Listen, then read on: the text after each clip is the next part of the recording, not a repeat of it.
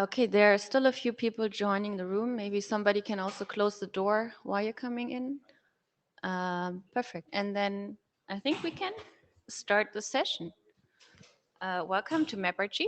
My name is Mia Kühlewind.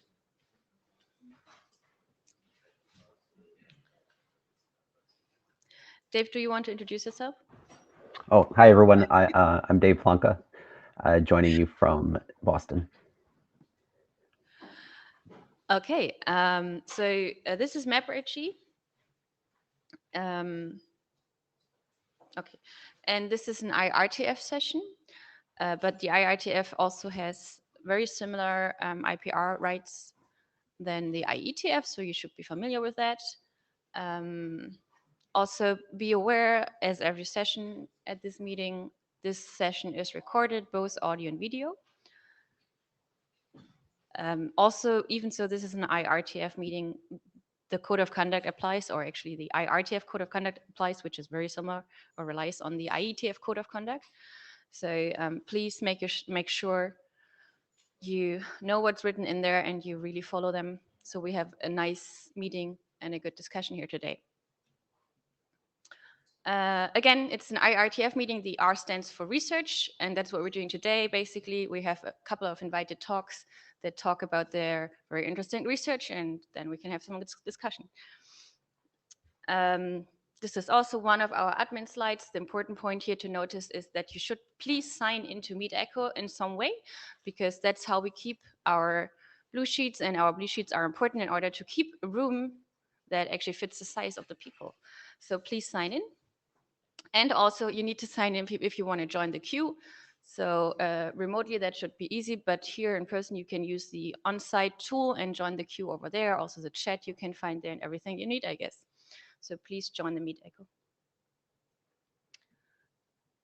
And then if you, this is, tiny letters, so you don't have to read it. This is more like go to the meeting material and you can look at this yourself. But just last week, there was the PAM conference, Passive and Active Measurements, and we have a couple of talks from the conference here today. But there's much more that is related to IETF work. There are a couple of really interesting papers, so I just encourage you to look at this. For example, there's stuff on congestion control, mail, IP addressing, who is BPF, is there's also something on BPF now that we have a BPF working group. So please check out the slides. I'm pretty sure you find some interesting papers there. And that's our agenda for today. So we are already ready for our first presentation. It's a very quick heads up talk.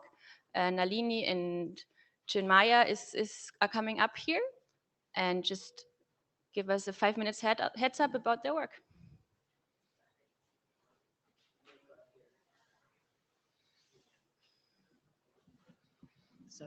So this is work that's been done by Chinmay and Amog. They're final year students at NITK Surathkal in India.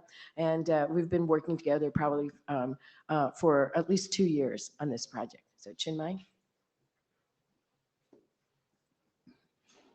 Yeah, hi everyone, I'm Chinmay. So we'll be talking about an eBPF-based implementation of an extension, IPv6 extension header called PDM. Yeah. So the objective of our project was mainly exploration of use of eBPF in networking and implementation of IPv6 extension headers in eBPF.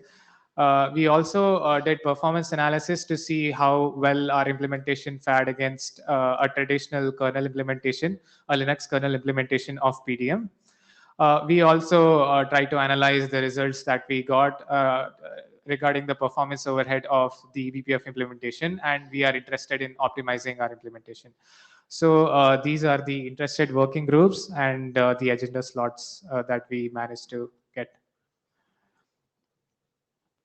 Yeah, so the work done till now is we have successfully implemented PDM extension header in eBPF. We've used TC-BPF, which is a BPF hook point in the traffic control subsystem.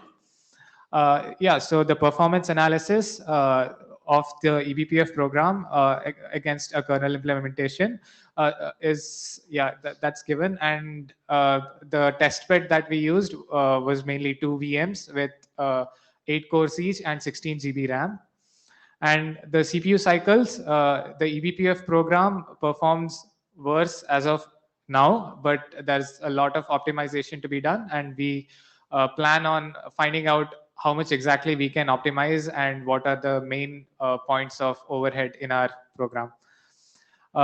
Coming to network throughput, the kernel PDM performs only slightly worse because, of course, adding extension header would cause that. And the eBPF implementation also performs slightly worse than kernel PDM implementation. That is definitely because of the increased number of CPU cycles taken in our eBPF program. And the packet processing latency, that is per packet latency, we can see that there's not that much of a difference between the kernel implementation and the eBPF implementation. Yeah, so this is just a quick heads up. If you have any questions regarding this, we can meet later. Yeah, perfect. Thank you so much. Any quick questions right now? Otherwise, talk to Chinmaya. Thank you. Thanks. Okay, next one is Ike, and he is also he gave a presentation at the last meeting. Yes, so it's just an update from that one and like about his future plan work. And I should be able to hand this over to you. No. Oh, you have to request sharing maybe? No. No, But I have requested it.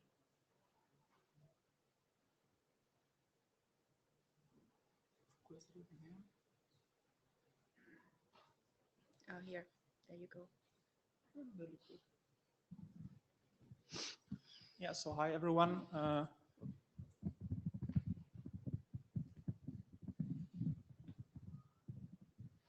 that's better. Yeah, hi everyone, I'm Ike, and I'm a PhD student at Aachen University.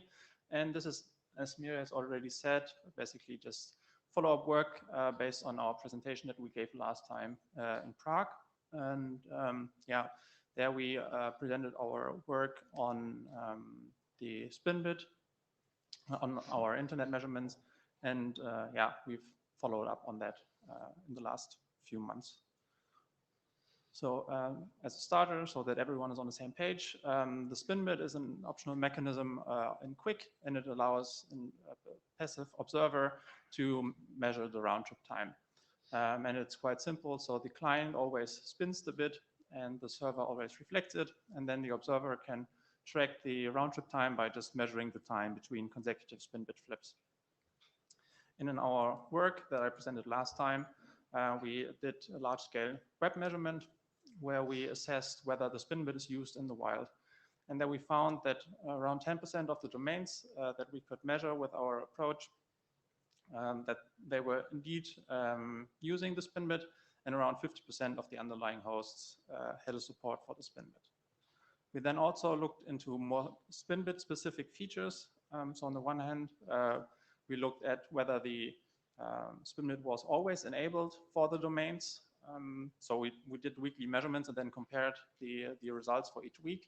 And here it's interesting to note that the spin bit, even though if you would like to support it, you have to disable it sometimes. And what we found was that only very few domains always used the spin bit. So that kind of seemed like that this disabling was followed. But our methodology is somewhat limited because we always had like a week difference between the measurements. So there could a lot of other stuff be going on there.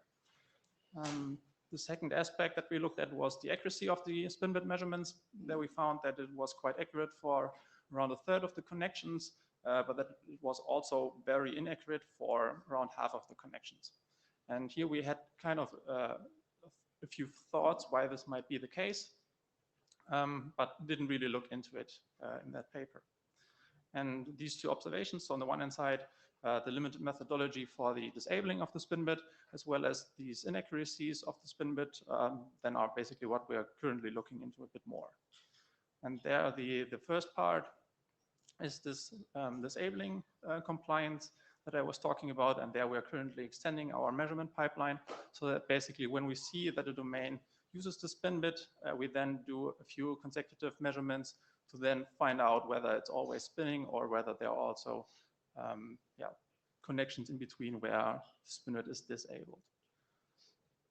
We then are also looking into the RTT overestimations, and this is actually something that I've been working on here during the hackathon.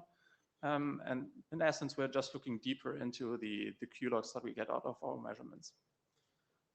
And then finally, we're also looking at the impact of different stacks and the stack configurations, which is kind of something that came up during the second aspect that I was talking about, so the work during the hackathon. And here we are now setting up a test bed where we are then trying to use different stacks and find out whether the stacks have an impact on the performance of the spin bit.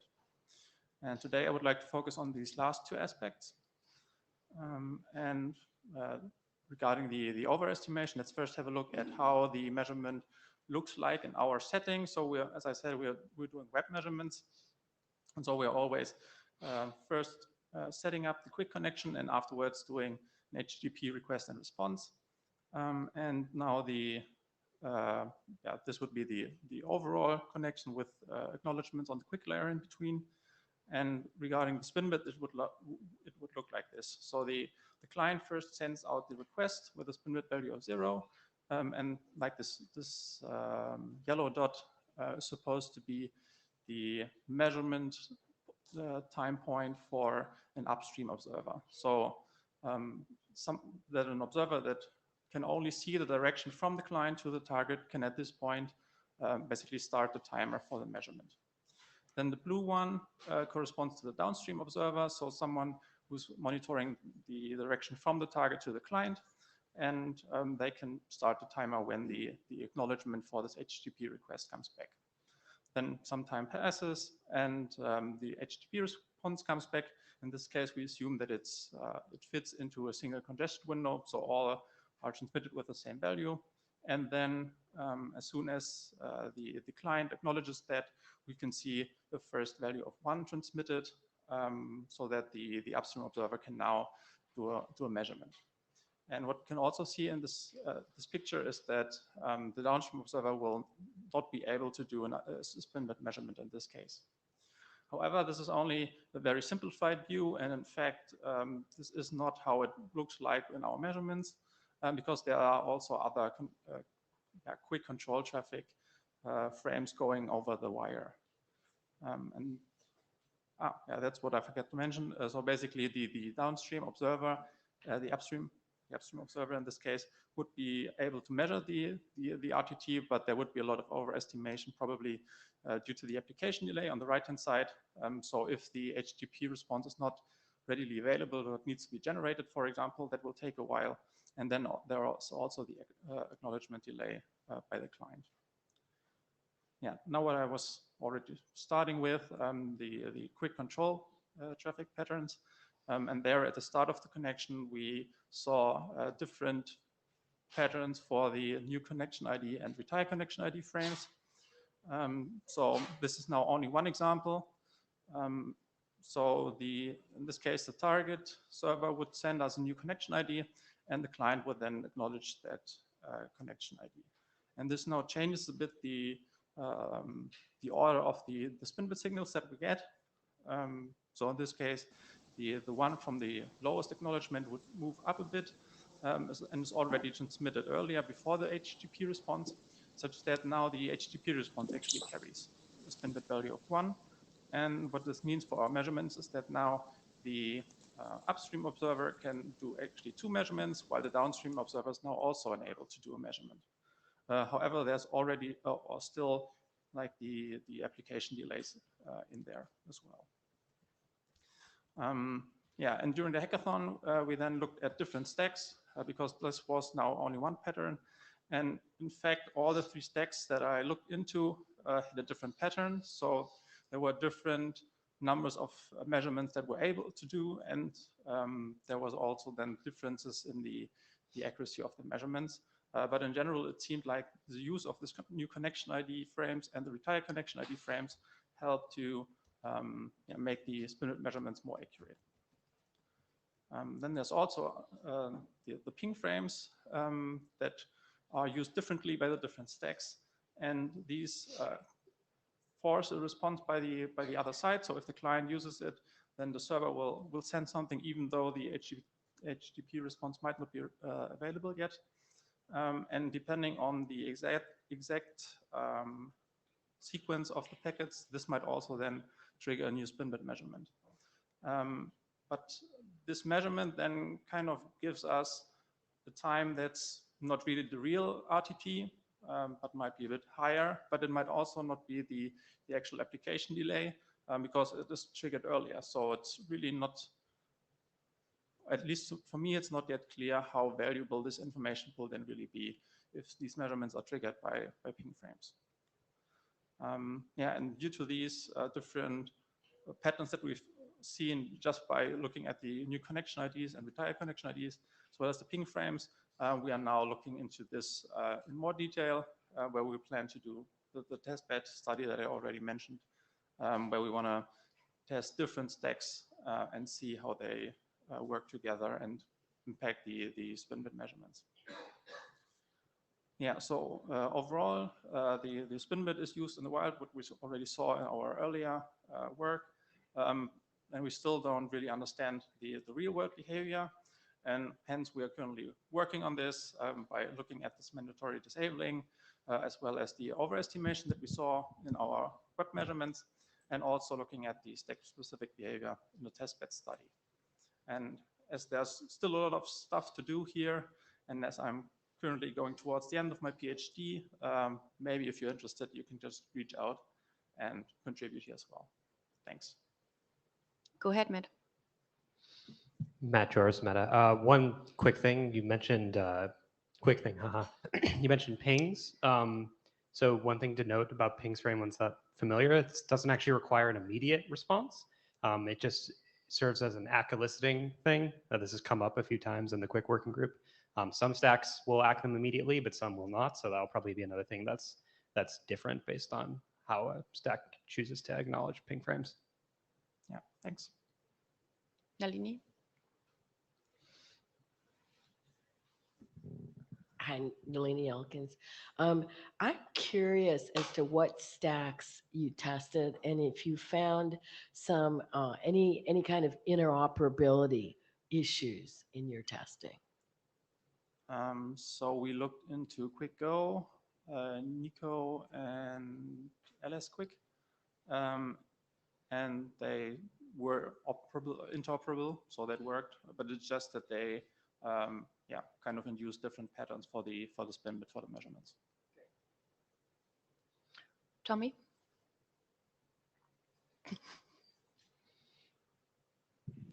Tommy Polly Apple. Thank you for the presentation. Early on, when you're talking about the other measurements that you had previously talked about, you mentioned like 50% or like over 50% of the time we had inaccurate measurements. Can you clarify, like, how do you know that those are inaccurate? Like, is that related to the overestimation we're talking about, or is that something else? Yeah, so what we did was we used the RTT estimation by the QuickStack as our ground truth, and then compared that to the measurement provided by the spin bit. And was the inaccuracy kind of always in the same direction, or was it just all over the place? The overwhelmingly large number was an overestimation, but there were also a few cases where we had underestimation. But it was not that many, I think. So I'm not really sure at the top of my head, but I think in a low single-digit percentage were underestimations. And I guess, do you have ideas of what causes the underestimation? I guess it's also just patterns like this. Yeah, but that's also something that we're looking into. Just the overestimation are the like bigger problem, and yeah, the underestimations are also on the list. Brian?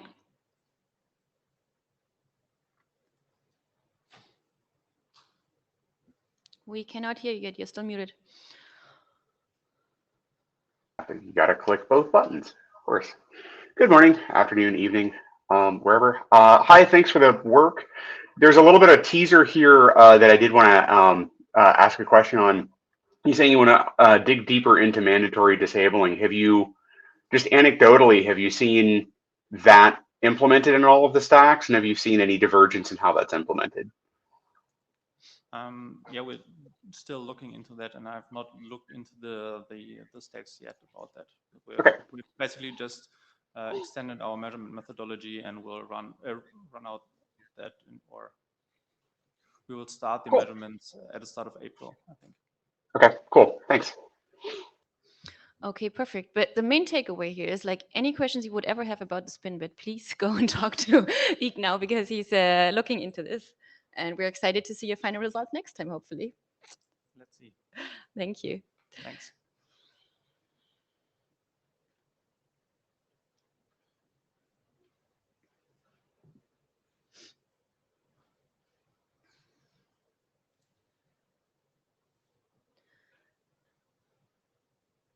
Okay, so our next speaker is Manaswini.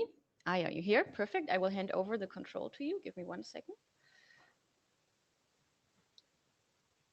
But you can test the audio already, I guess. Can you hear me? Yeah, we can. Hey. Okay, great. Wait, there you are. Now you should have control. Awesome. Thank you. Yeah, I can see the slider at the bottom. Perfect. So. Just go ahead. Okay. Hi, everyone. Today I'm going to be talking about our work towards improving outage detection with multiple probing protocols. This appeared in PAM last week. My name is Manaswini. I'm a PhD student at Georgia Tech, and this work was done in collaboration with Zachary and Alberto, also at Georgia Tech. So I don't really need to tell anyone here, but the internet is a large distributed system and it's critical infrastructure, and outages aren't uncommon. The figure on the right shows the outages that happened from 1 week, from February 26th to March 2nd. These are at the country level, and there are also subnational outages which are not shown here. So if we look at how outages are detected, ICMP probing is one popular method. And the idea here is to pick a subset of addresses in a /24 block and then probe them via ICMP and record the responses. And then based on some threshold and some criteria, we decide if the block is up or not. So ICMP has many advantages. So it is fast and it has wide coverage, but it also has certain drawbacks. For example, some networks block ICMP, and there are also some /24 blocks with too few responsive hosts, and these may require more than one probing cycle in order to determine what their status is. So in this work, we try to address some of these limitations, and specifically, if we look at how some networks block ICMP probes, then we can maybe ask, are transport layer probes allowed? And this is exactly what internet-wide scans do. Internet-wide scans use a variety of protocol handshakes to establish the liveness of hosts. Systems like Census use ZMAP to scan IPv4 addresses using a variety of protocols like HTTP, SSH, DNS, and so on to check for open ports and for seeing which services are running on which hosts. So in fact, the previous work showed that a combination of TCP, UDP, and ICMP probes discovers the largest set of hosts. And so we use this insight and we ask, in the context of outage detection, what improvement can adding TCP, UDP probing bring in terms of block coverage? So before we get into what kind of improvements we can see, we first need to understand how ICMP probing works in practice. And one of the popular methodologies is called trinocular, which uses ICMP probes to estimate /24 block status. That is, if a block is up or down, using Bayesian inference. This method is used in at least 2 operational systems, one at Georgia Tech and one at ANT ISI. And here the idea is to take the historical availability of /24 blocks determined using ICMP probes and use it to seed a Bayesian inference model. Then in the live probing system,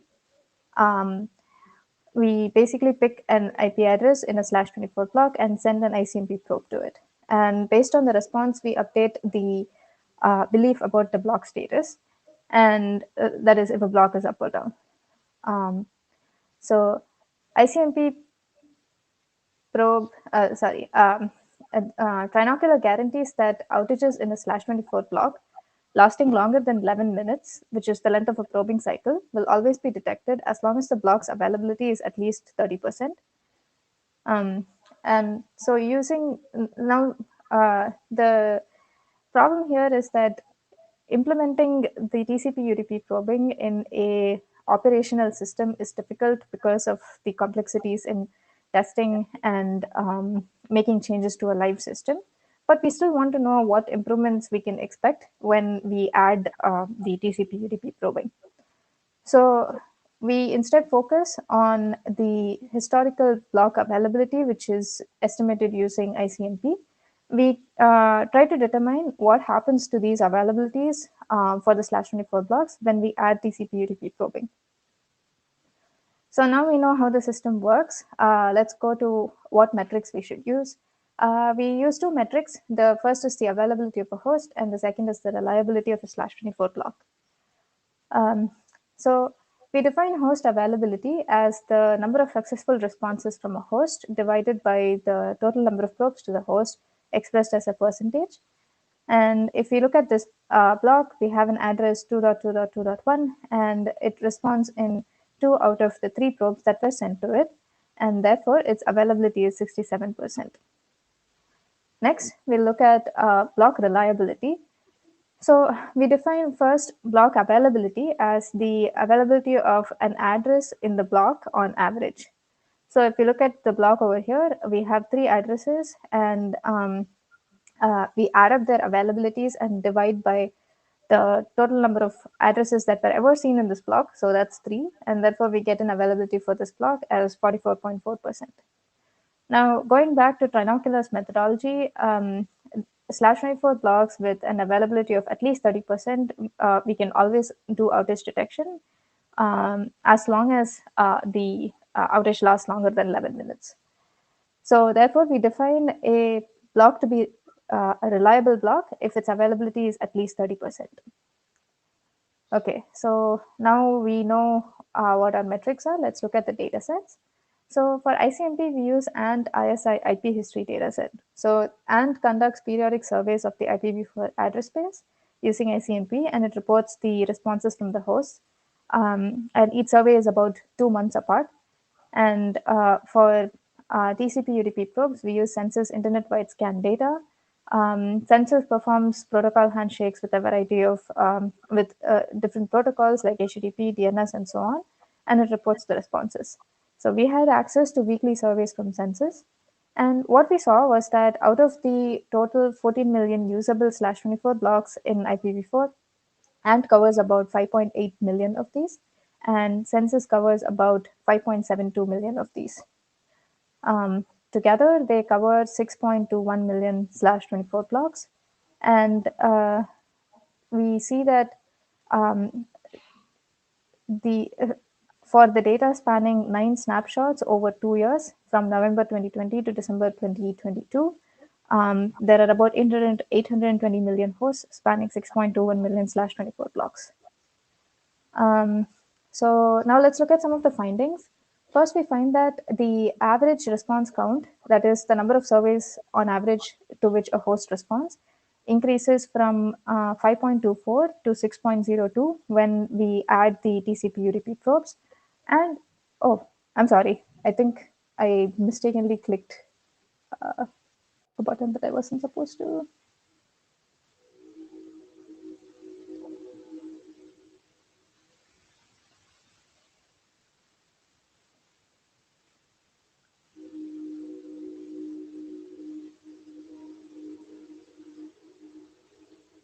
Now you should have control back, but this is not the right side, right? Yeah, that's fine. Let me go ahead. Okay, I think it was.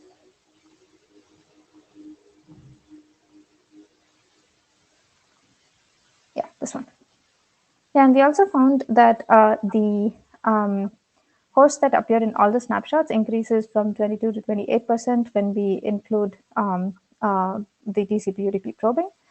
And so in summary, we see that the availability of a host on average is higher when we use a combination of probing methods. Next, let's look at the findings at the /24 block level. As a reminder, a reliable block is a one whose availability is at least 30%. And from the Sankey diagram on the right, we first found that Out of the total 6.21 million/24 blocks, which across the two datasets, about 328,000 blocks were missing in the ICMP only dataset. And out of these 328,000 blocks, about 106,000 can be reliably probed when we add the TCP/UDP probes. And we also found that TCP/UDP probes can improve the availability of existing blocks. So out of the 2.3 million unreliable blocks in the original ICMP dataset, about 720,000 or 30% of the unreliable blocks can be reliably probed when we add the TCP/UDP probes. And so in summary, adding TCP/UDP probes can reduce the number of unreliable blocks by about 826,000. Next, let's look at the findings at the AS level. First, we found that when we add the TCP/UDP probing, we found 1,800 ASs which were previously not seen in the ICMP only dataset. And we also found that the percentage of reliable blocks within an AS on average increases from 66 to 83%. So in summary, the availability of a host on average is higher when a combination of probing methods is used. We find that we can reduce the number of unreliable blocks by about 826,000 or 5% of all /24 blocks in IPv4. And we also are able to discover 1,800 new ASs which were previously not seen in the ICMP only dataset. So these findings are interesting, but we don't really consider the overhead from additional probing that TCP/UDP can incur.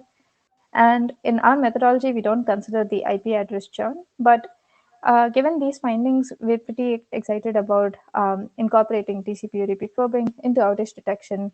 And it remains to be seen how much of this potential for improvement can translate into actual gains in outage detection. So that's about it. And thank you. Thank you. Actually, as a chair, I take the liberty and jump the queue and ask a question first. We already have people in the queue, but I'm like, maybe I missed it, or maybe I didn't understand it correctly. But why actually do you see, because you combine both ICMP and TCP and UDP, right? Why do you also see things with ICMP that you don't see with TCP UDP probing? So ICMP is not reliable, but sorry, let me go back to the slide. I think you're referring to the /24 block, the Sankey diagram that I had. Is that right? Or I'm referring to the slide where you had the both set kind of overlapping. And so there's like also a part that is not detected by the TCP UDP probing, right? Oh, yeah. Right. Yeah, so we're only able to observe these many blocks because these are blocks which are actively being used. We're not sure if the other blocks are not visible to either method because either they don't have any hosts or they're reserved. So I'm not sure about that. But yeah, if your question is whether there are blocks where there is ICMP probing works, but TCP/UDP doesn't work, then yes, there are. And these could just be like edge hosts, which are just like not running any services. So TCP/UDP probing in that case is not going to give us too much of an advantage. Okay, I see. Okay, then we start the queue now, actually, Lorenzo. Okay. Yeah, so Lorenzo Colidi,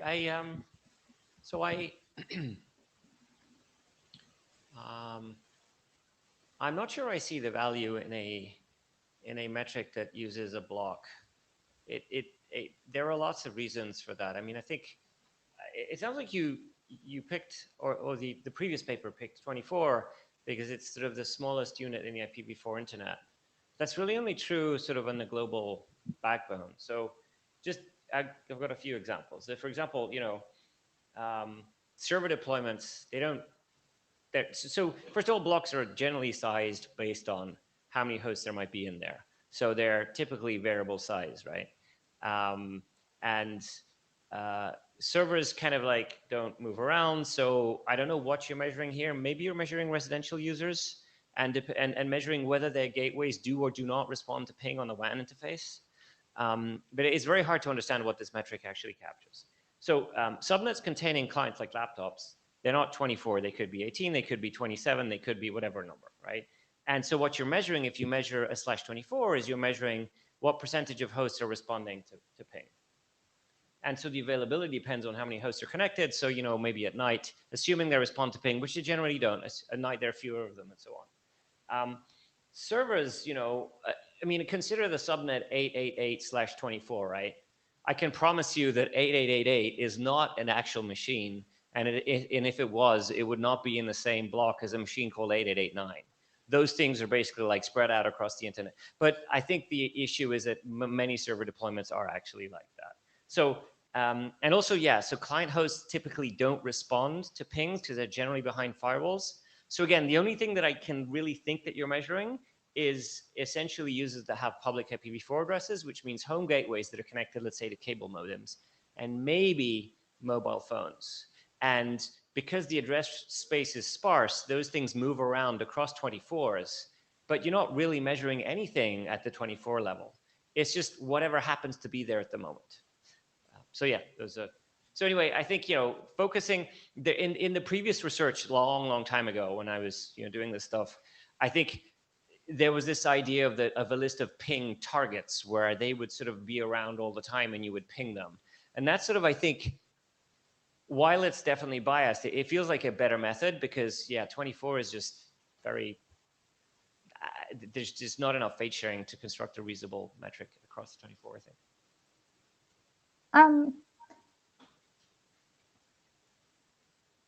So I think I understand what you're saying, but this is from the perspective of trying to figure out if like there is an outage in a that's happening on the internet, right? So yeah, maybe /24 block is not the optimal way of doing it. But then what we're trying to show over here is that using pings alone is not going to help detect outages. And typically, most outage detection systems also use multiple kinds of signals for seeing which blocks are up, right? So there's a mix of active and passive probing methods. And so while it may be true that ICMP probes only discover like edge hosts, there are also like TCP UDP probes which are discovering services which are running on hosts. So yeah, grouping by /24 blocks may seem like an arbitrary choice, but I mean that's one way for us to compare against like what already is out there. And so yeah. Okay, Nalini? Nalini Elkins. So I was curious that I don't see any kind of references to IPv6 at all in these slides.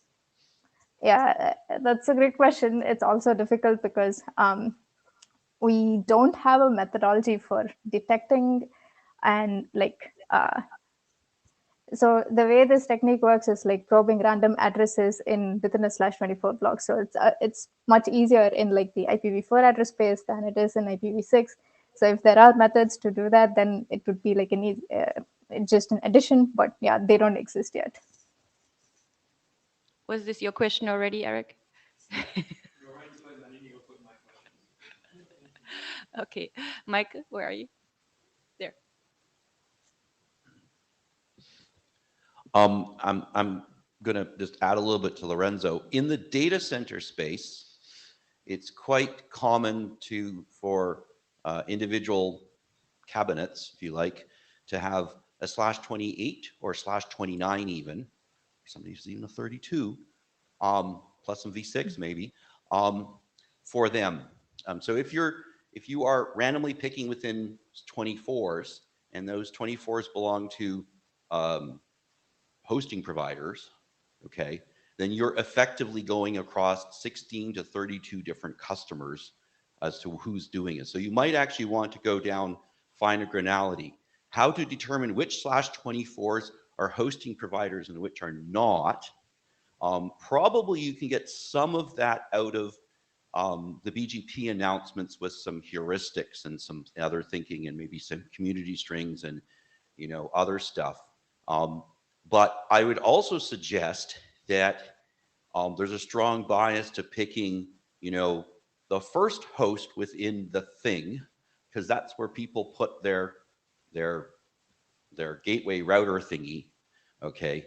And the other stuff are other kinds of stuff that they have.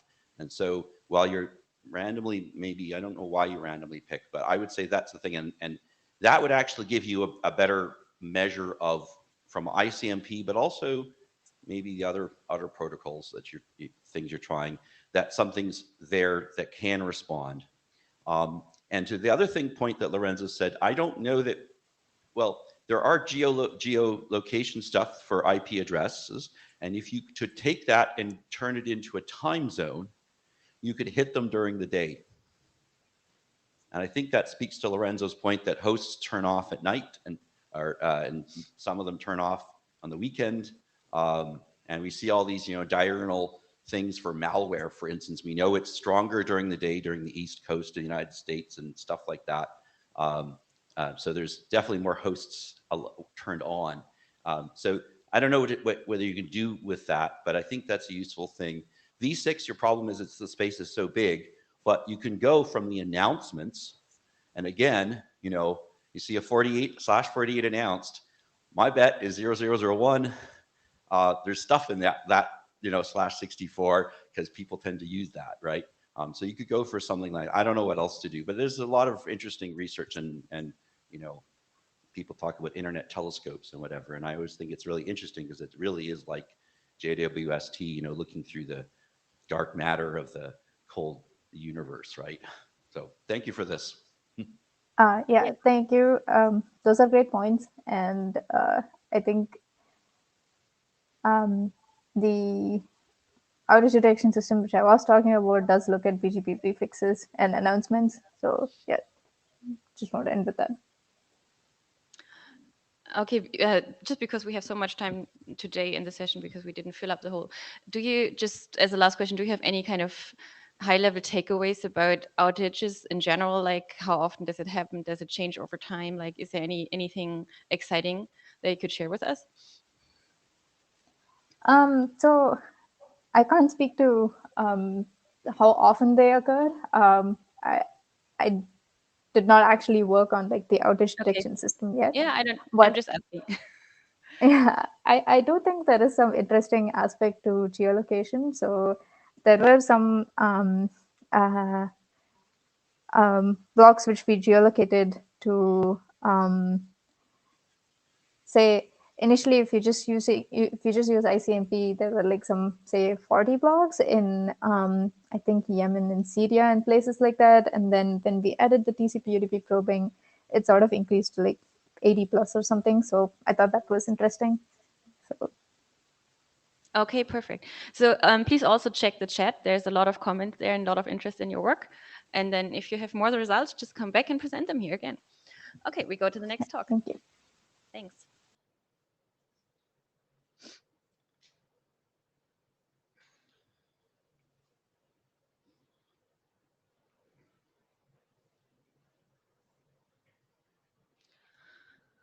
Okay, next presenter is Giamo. Can you please turn on your audio and video?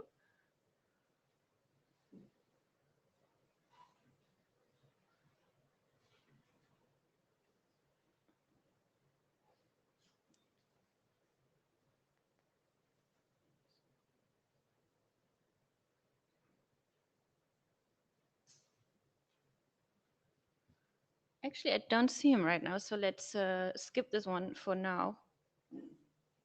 And we go to the next one.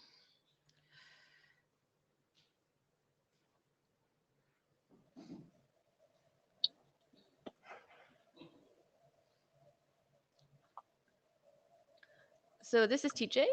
Yes, you're here already. I give you control. And you can go ahead. All right. Hello, everyone. My name is TJ from Virginia Tech. I'm an assistant professor in the CS department.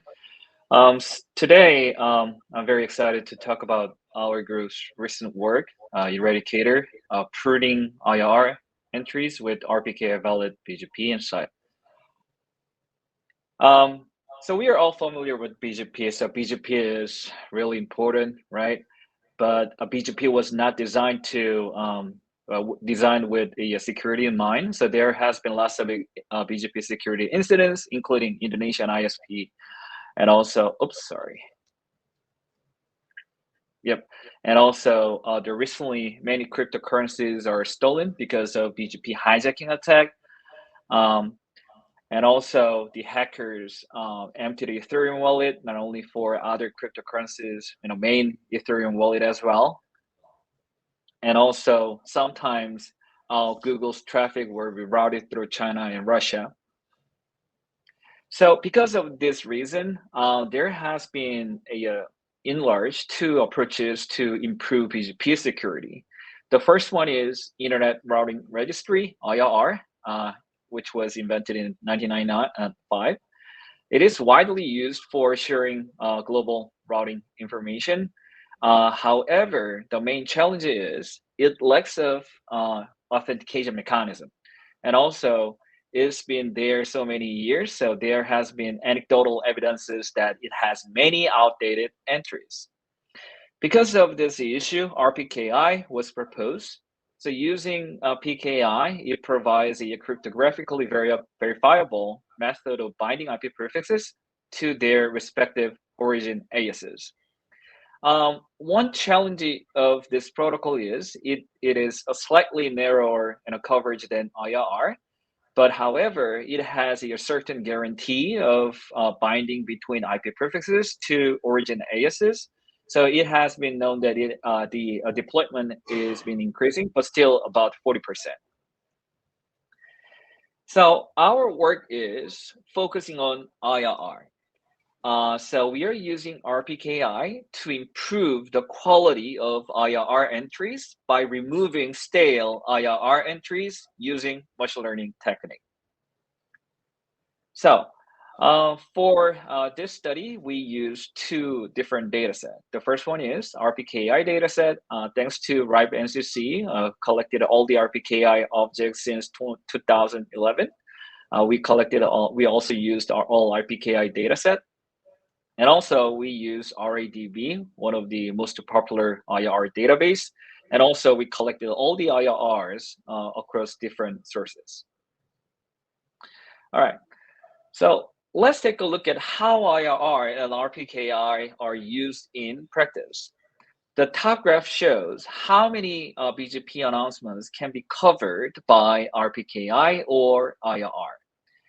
And the bottom graph shows, all right, among them, how many of them are actually valid when we validate BGP announcements using RPKI or IRR. So as you can tell, 98% of them covered by, 93% of BGP announcements are covered by IRR. However, RPKI covers 40%.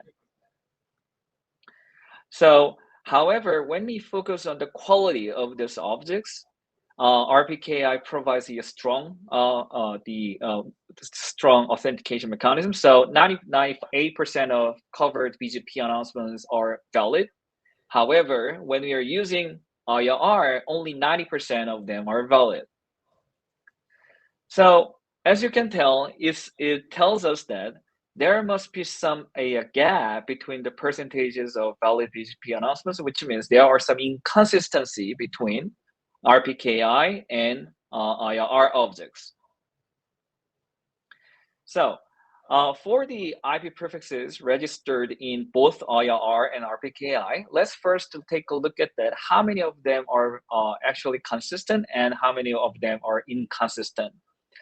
So we found that more than 60,000 IP prefixes in IRR are inconsistent with RPKI. When you consider RPKI as ground truth, it means that 60,000 IP prefixes registered in IRR are actually invalid. And when you take a look at that, BGP announcements verifiable through both RPKI and IRR, we found that more than 20,000 BGP announcements are covered by inconsistent, invalid IRR entries. The bad news is this kind of covered BGP announcements, these inconsistent BGP announcements are increasing over time. So let's if we are focusing on to removing such stale invalid IRR entries, we can take a look at their different characteristics, and using some heuristic methodology, we can cut down some invalid IRR entries. So for example, we can take a look at IRR objects ages. For example, some stale IRR objects tend to have a very old IRR objects ages. So for example, inconsistent invalid objects, when you take a look at the 90 percentile, 16 years are their ages. However, consistent one is only 10 years. So one might think that, all right, using just this threshold, we can remove if the object is just too old.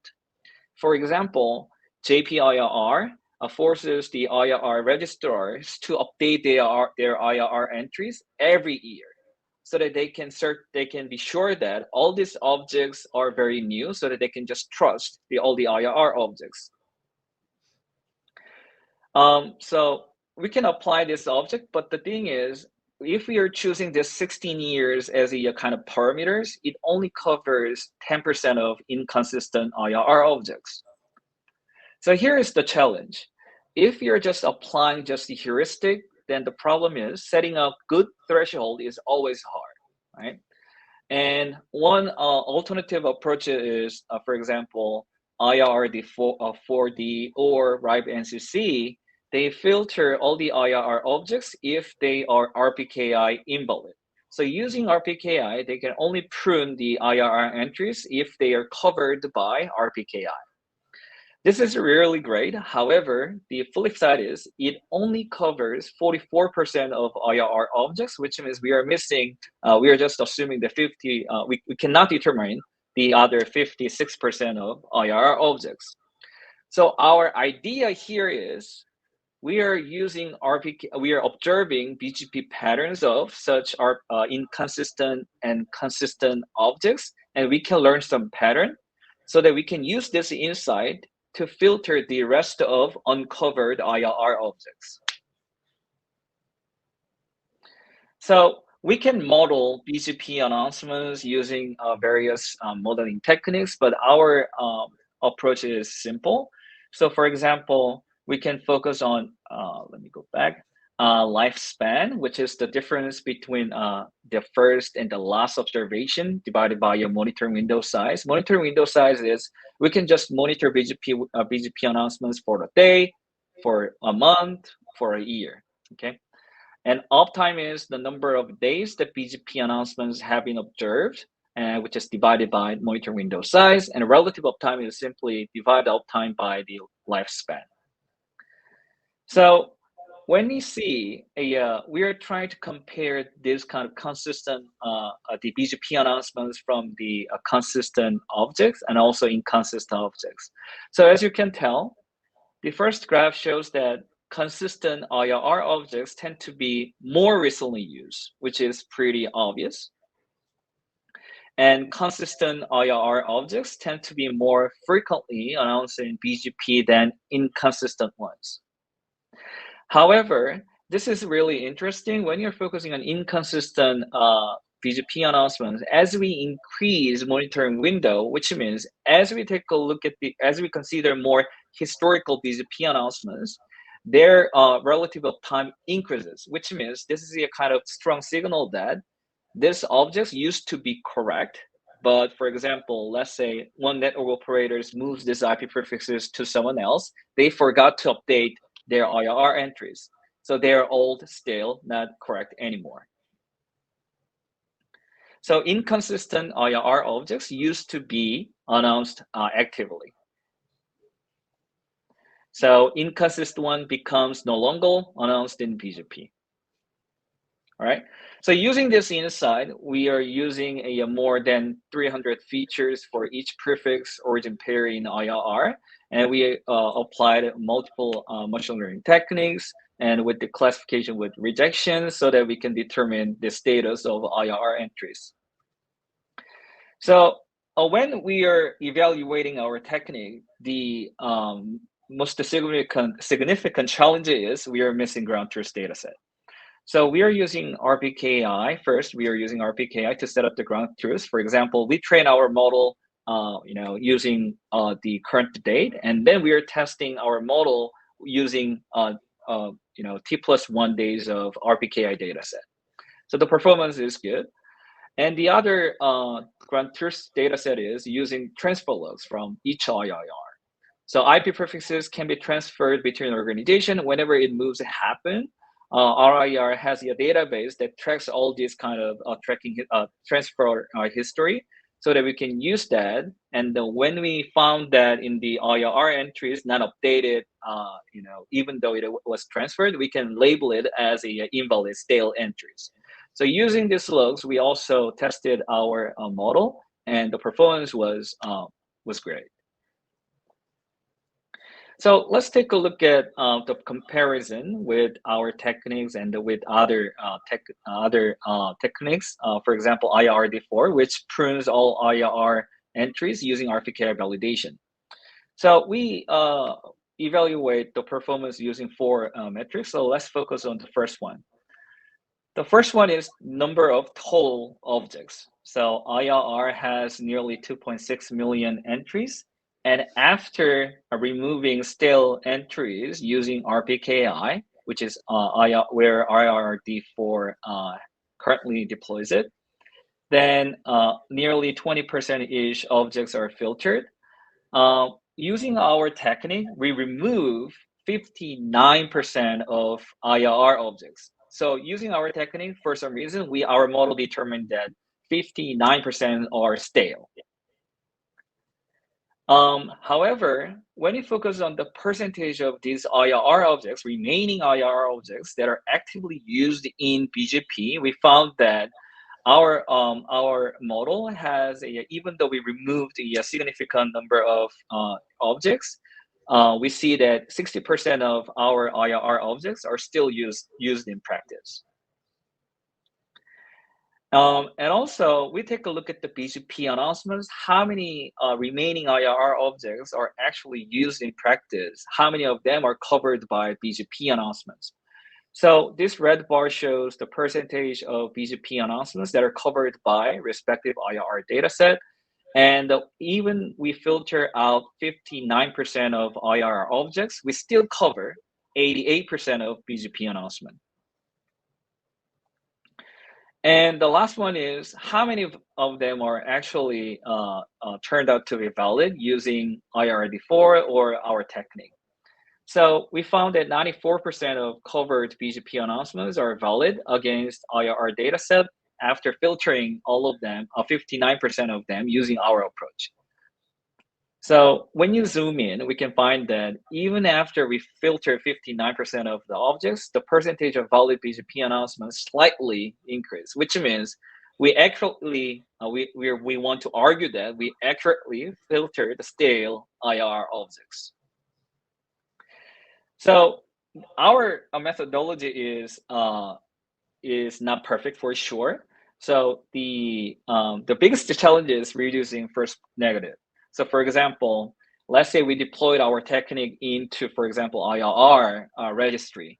Then after we, let's say we using because of false negative, we removed a valid objects.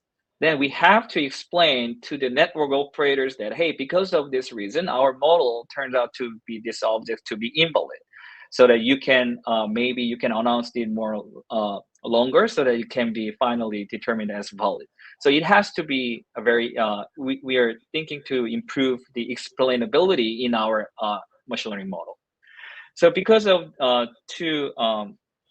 with this technique, we publicize all the source code data set, and we run our technique weekly basis, and all the data sets are publicly available on this URL. So quick conclusion is we did a longitudinal study, and we characterized the inconsistent stale IRR objects, and we propose a ML-based technique, and also we publicize all the data set and source code. And for more information, this work was published in NDSS this year in February. Thanks for your time, and I'm happy to take questions. Yeah, thanks a lot. We don't have anybody in the queue, but we would have time for questions. But I guess people can also contact you in chat or on the mailing list. Sure. So thanks a lot for your talk. And this means we move on to the next speaker. All right, thank you. Thanks.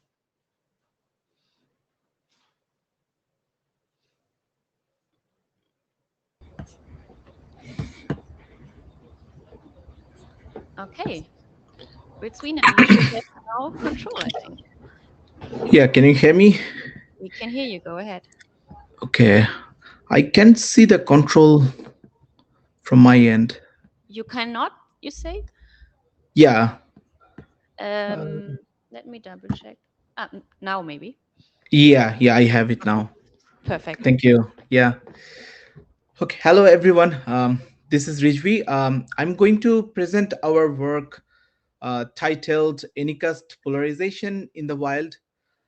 This is a joint work between USC ISI and Akamai Technologies. So Anycast polarization adds latency. Let's start with a specific scenario. You can see from the figure that a client from Europe is going to North America, even though that client has a nearby site in Europe. We call this type of scenario as polarization. On the other hand, you can see a client in South America is also going to North America. But this time, the client doesn't have any nearby site in South America.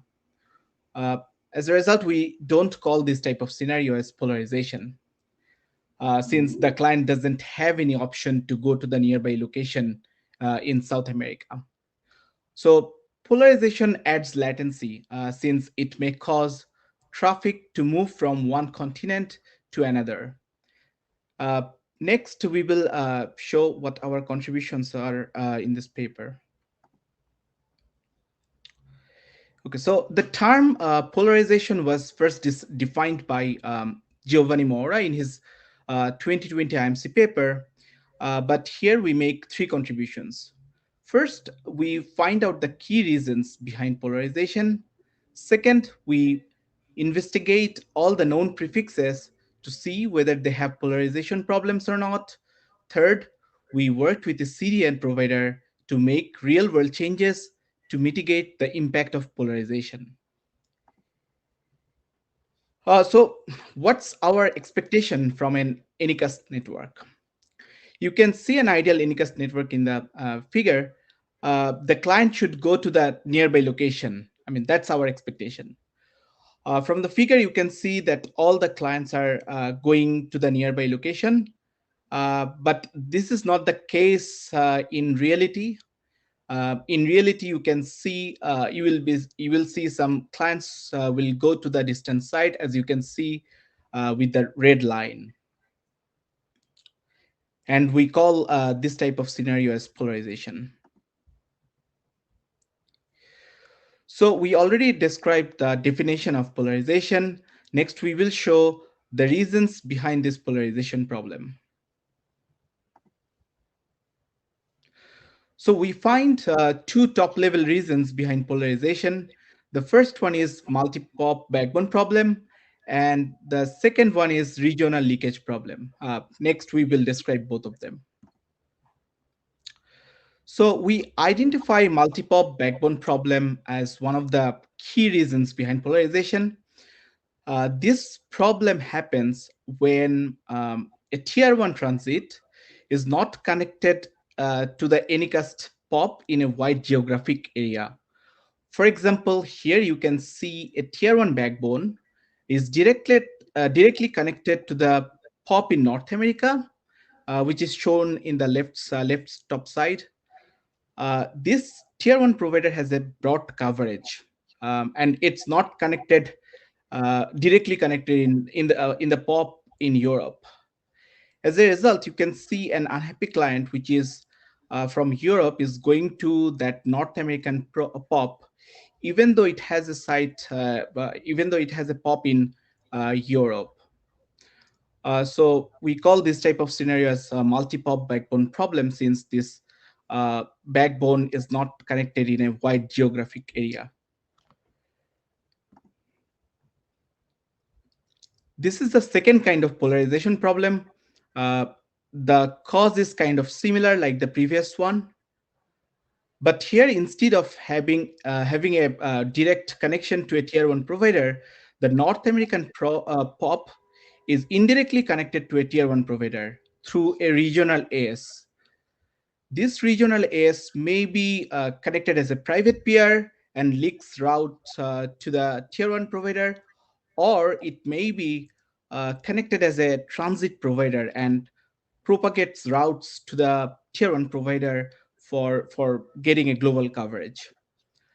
Like the previous problem, here we can also see an unhappy client who is going to the POP in North America.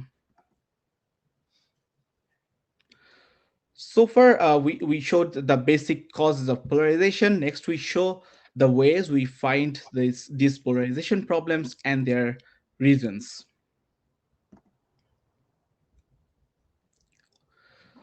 So finding polarization problem is straightforward. So we within a continent, we pick two different clients, and if those clients, two clients, one of them goes to a nearby site and one of them is going to a distant site, then we identify this type of scenarios as polarization. The next question is, how do we identify the client that is going to a nearby site or a distant site?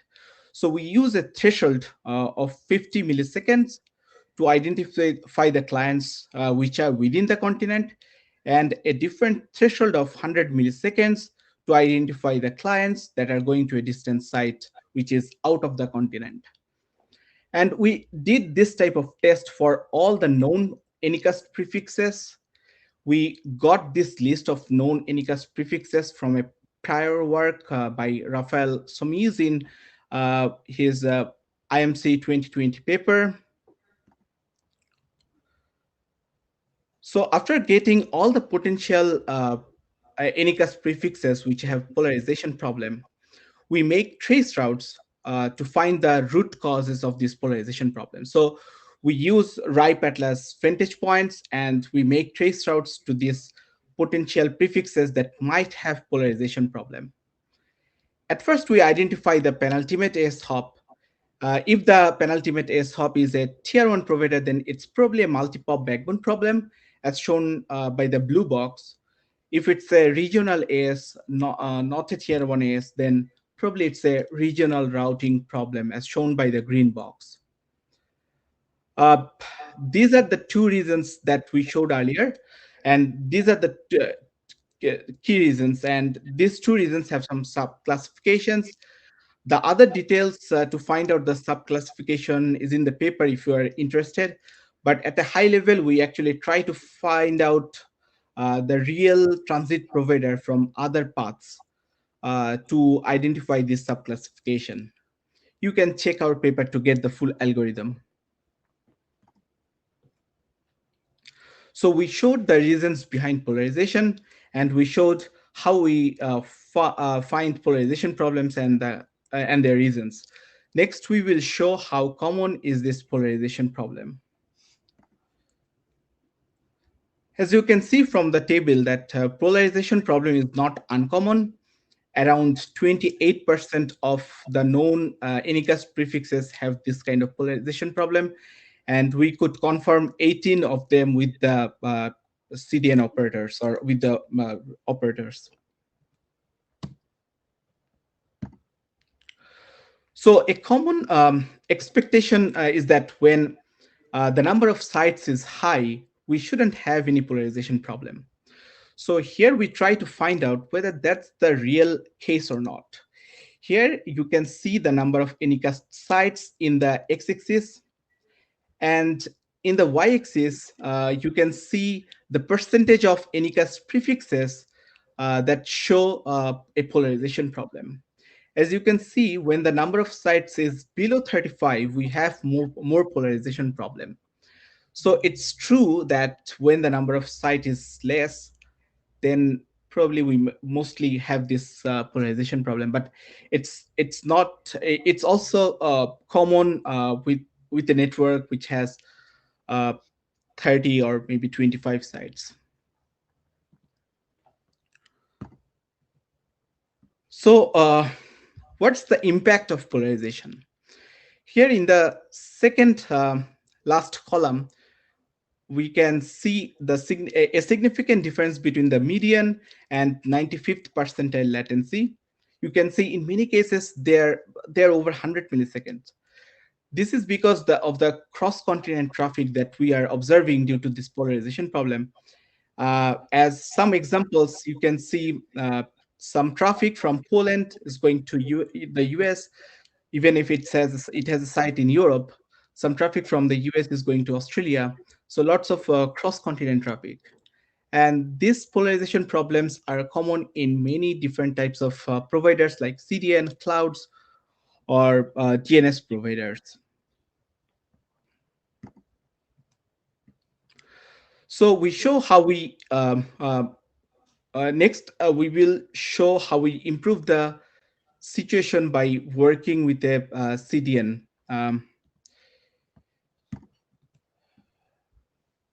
Okay, so there are some common techniques to improve polarization problem. One is to improve the transit connectivity that you have. Your transit should be well directly connected in multiple geolocations. Second, we should have more number of sites with proper connectivity. I mean, not incomplete connection in multiple geolocations. Third, we should measure the performance frequently, and we should be vigilant about our about route leakage. And lastly, we can use different routing changes to make the situation better. With CDN, we mostly work with the last solution, so we try to use different routing changes to improve the situation.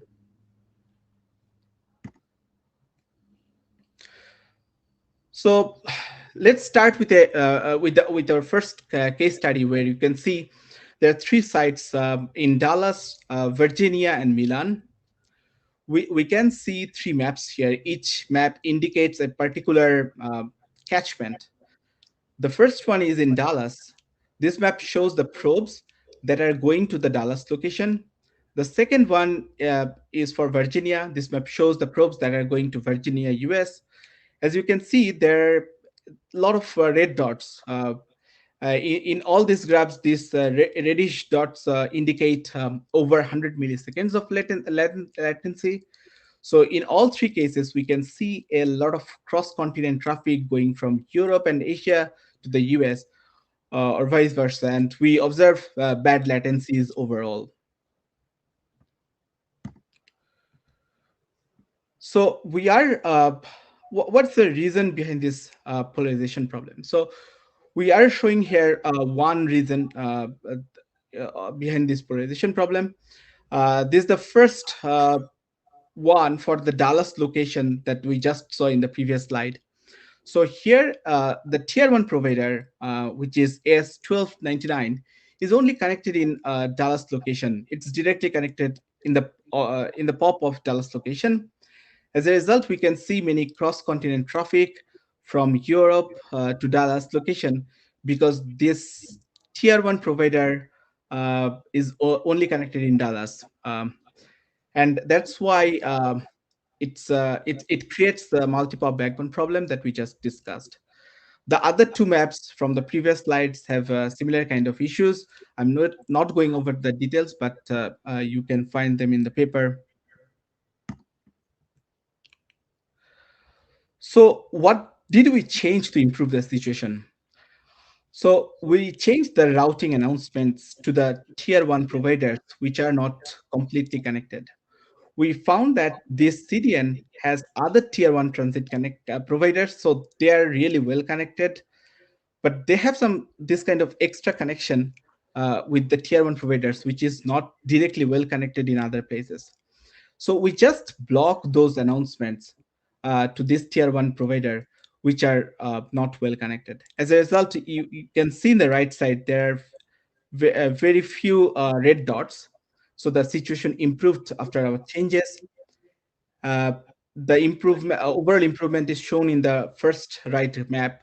You can see that all the continents observed improvement, and especially in Europe, it was improved by 20%, and in Asia, uh, continent observed 40% improvement. So that's a big change in terms of performance. And this is one scenario. And if you are interested, we show some other scenarios in our paper. And by the way, these are real changes, and the real clients were benefited after these changes. Okay, so to conclude, in this paper, we show polarization is not an uncommon problem. We showed reasons behind polarization. And lastly, we showed how a CDN provider changed its routing policies to improve the situation.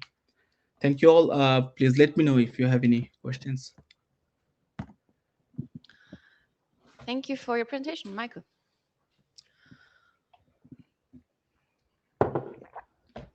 I wondered if you, Michael Richards, the mic, I wondered if you had any or have developed any metrics for the degree of polarization for each of your sites.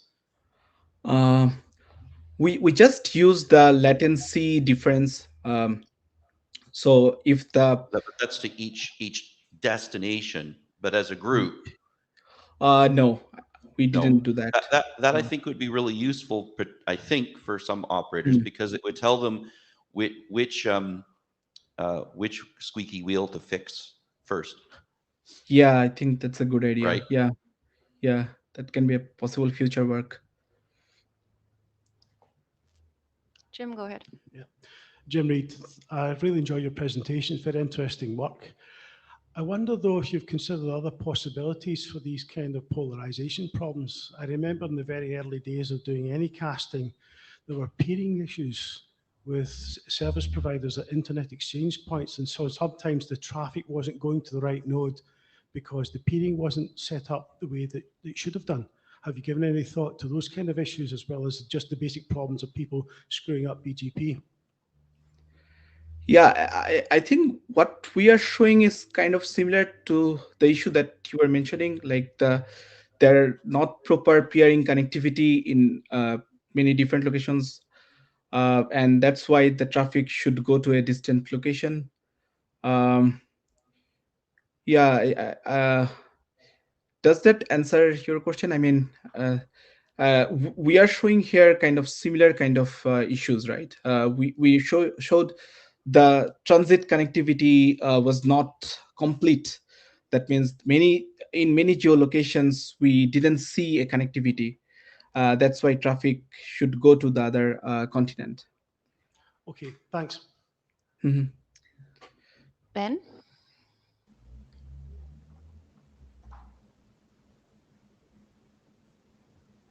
Hello. Hi. Ben Schwartz, Meta. I just want to clarify my understanding of your mitigation. It sounds like you essentially disconnected the Anycast prefixes at the POP that was getting too much attention from that tier one provider. So presumably that would have had a negative impact on latency for at least some users who were being properly routed to that POP via that provider. Is that correct? Yeah, your assumption is correct, but in this case, this particular Anycast network has some other tier one providers which are really well connected in all the continents. So even if some of the clients are not getting the service through the blocked tier one provider, they can get the service through the other transit provider. So since the other transit is well connected, we didn't see that much bad performance, but maybe some of the clients got some bad performance, but that was not significant compared to the real problem. Thanks, that's helpful. Mm-hmm. Okay, let me ask one more question actually. So it sounds like the routing changes you did were kind of applied manually more or less basically. How hard would it be to detect these things automatically and try to optimize? So yeah, we did it manually, but it's a we have a we made the changes manually. Yeah, that's true. But there are some automated systems which can uh, measure the performance and show us like what are the things that we need to change. Or Yeah. let me ask the question the other way around. How reliable is your measurement and your metric to actually take this as input to do automatic changes? Uh, yeah, for routing changes, I think automatic changes, uh, people, I mean, the network operators don't really want to make automatic changes because they can be really risky. So, yeah, I mean, they're both automatic and manual process that are working together. Totally understood. So an area for research, I guess. Yeah. Okay, perfect. So we have nobody in the queue anymore, so we go on to the next talk. Thank you for joining. Mhm.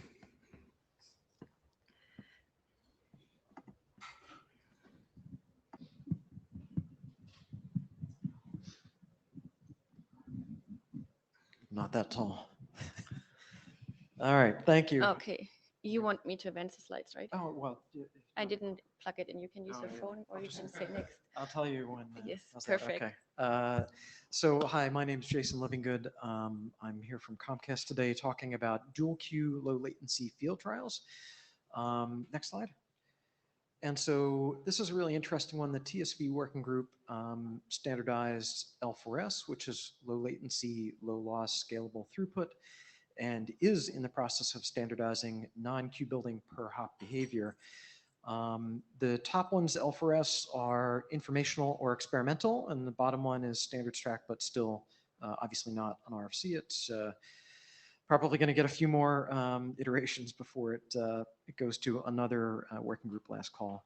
And for those of you that are not too familiar with these two standards, basically these are oriented towards latency sensitive traffic. It describes some mechanisms whereby applications can mark their packets to be given low latency treatment in the network. And that is done by creating two separate network queues at what are bottleneck links. So traditionally in end user CPE, think of like a home router or other places where there is a network bottleneck. And that location has two queues and it knows whether to shunt the packets into the low latency queue or to keep it in the classic queue based on the application marking, which you can see at the bottom. L4S uses the ECN header, either ECT1 or CE. NQB uses DSCP45. And just to differentiate between the two, L4S is intended for applications that need higher levels of throughput. Think of things like video conferencing and gaming as an example. NQB is lower bitrate things. That could be DNS lookups, other kinds of controller signaling traffic. And so this talk is about taking this stuff, from early experimental phase out of the working group into the field and how we're measuring that as an operator that does weird stuff sometimes. So next slide. Yep, one back. There we go. So we announced the trial in June, a lot of customer interest, which was really interesting. And then from July, we began the trials in earnest. And we broke them up into really two major phases. The first phase being upstream, so only doing dual queue in the upstream direction, which is generally the most constrained in asymmetric networks. And then more recently adding downstream. And there are some ancillary things that we did at the same time, which I'll mention a little bit later. In terms of technical requirements, this is all on what we would sort of refer to our next gen platform, our virtual CMTS platform, and a wide range of cable modem technology, both ones that we control the software code on and some that are retail. In terms of the tests, we took a varied approach here. So some of our tests automatically report. User goes and clicks a button, it goes and runs the stats, collects them, and that's great because users just, easy to click a button or have the test run automatically. We also had other activities where we asked users to run tests. And while they could relate some of their qualitative experience, many of those tests would give some quantitative output, and we asked them to enter that into basically a web form. And that's good, but it doesn't work well after the first few users. And what users type into forms is very interesting and varied. So we learned a lot about form design and how to do all that stuff. And then also really beneficial, we have application partners that are participating in the trial with us. And obviously their traffic is all encrypted. And so we can't really see, even through imperfect inference, do they have really good quality or do they have crummy quality? And so asking them to provide some stats from their server and clients has been useful. And then we also had a wide range of third-party test probes. And I'll talk about why in just a second. So next slide. So this is the first of two really mind-numbing diagrams. The first one is to show on the left-hand side, we have this thing called IMP, Internet Measurement Platform, very novel name. That's basically a software module that runs in our CPE, our home gateway devices. And it can run ping tests, latency under load tests, speed tests, you name it, all these sort of quality metrics. And that is there and running, and we're running special tests on these subscribers. The first really thing of interest for us was, does this perform as well as the existing subscribers? Basically, have we done no harm here by adding this new queue? So that's one of the key parts that function helped us with. And then we also added testing to send packets through the low latency queue as well, which is good. And also that's scheduled, that's not in control of the user, so it doesn't suffer from any of the sort of messiness that goes with people typing things into forms. We also derive a lot of stats naturally out of the cable modems and the CMTSs, so things around RTT and other kinds of quality metrics. We have users that are both Windows and Mac OS users, or just sort of iOS in general as well. And there are different applications that we ask them to run on a scheduled basis every week. They have sort of a list of things that they go through and that we ask them to do. And then on the right-hand side, we have these third-party probes from, one is University of Chicago Net Microscope, Ripe Atlas, we're all familiar with them, and Sam Knows. And again, those are in the background.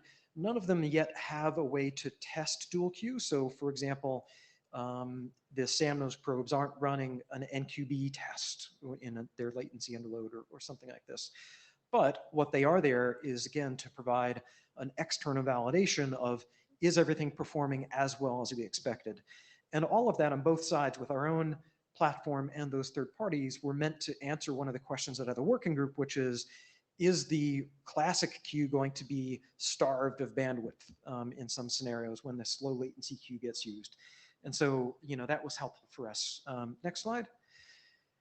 And then, as you would think with any other network, there's a whole variety of things. And so we went out to our different parts of the network team and said, hey, we're going to be doing this trial. What measurement sort of things are you doing? And can you start giving us stats about this? And of course, everybody comes out of the woodwork and says, oh, I've got all these stats. And so we have a way to collect all that and essentially dashboard it to monitor things over time and make sure, again, things are performing at least as well as the existing population. So next slide.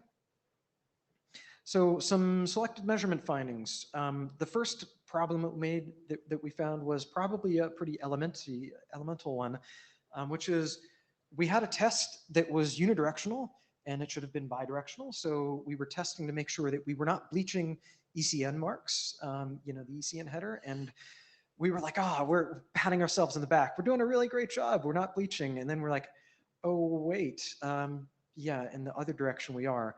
And so it was actually related to another DHCP related issue, and it was on all of our cable modems, and we went out and rolled out a fix. So that was good, and glad to have that fixed.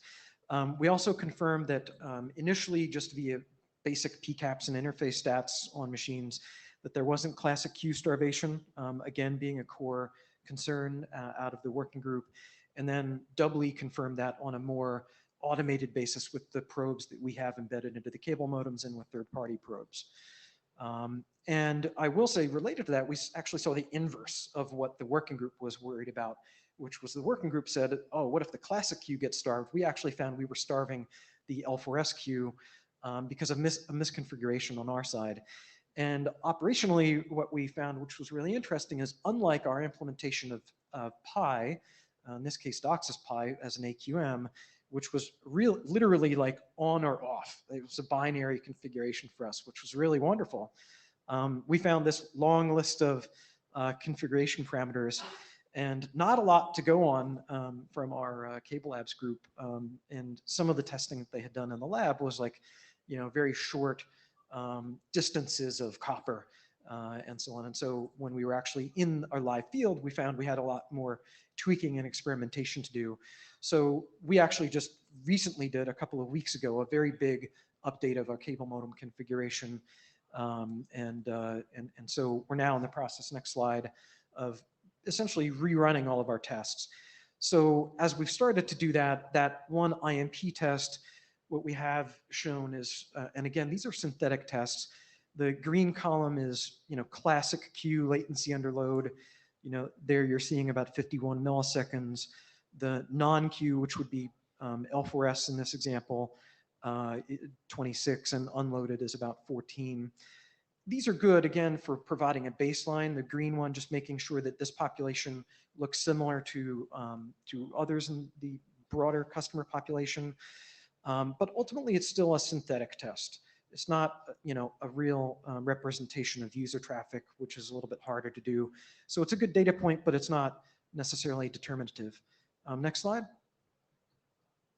What is better is getting stats from an application provider. And so one of the partners, NVIDIA, which has GeForce Now as a gaming platform, they basically were able to pull stats from both their servers as well as their clients and basically see, what their cloud gaming customers experienced.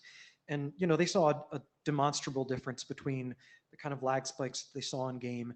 And importantly for them, it was really just, more consistent latency than anything else. And I think that was one of the lessons that we've been taking away from the trial, is that the consistency of that latency is just such a critical factor, because the application can sort of adapt to it and it wants to sort of stay at that level, and things hum along really nicely. So that's been good. And from their standpoint, and I don't have them now, but there's, I think, some screenshots. If you go to the next slide, might be there.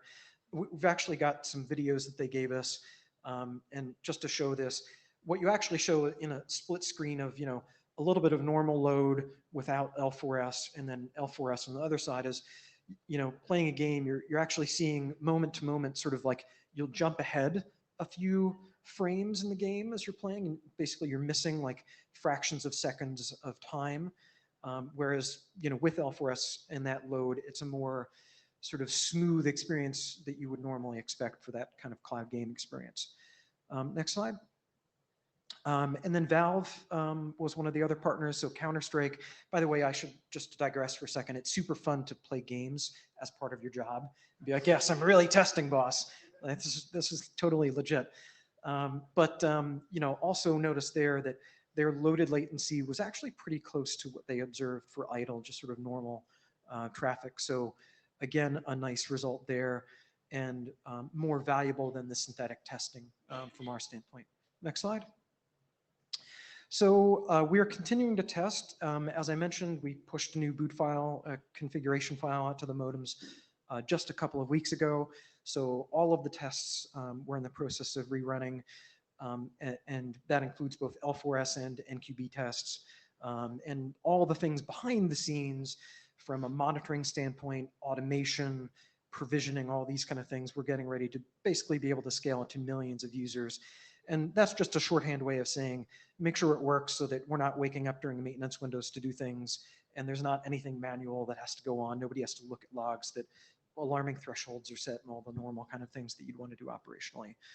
I think that's probably it. Next slide, just in case. I don't think so. Yeah, that's it. So happy to take any questions if there are any. Yeah, we have a long queue. Thank you. Oh no, Lorenzo, please. I'm just curious to see the P99 latency was 50 milliseconds. That's probably like way better than actual sort of worst case latency, right? Because I guess P99, it's like 99 is still too low, right? If you measured 99.9, it'd be more like 300 or 500.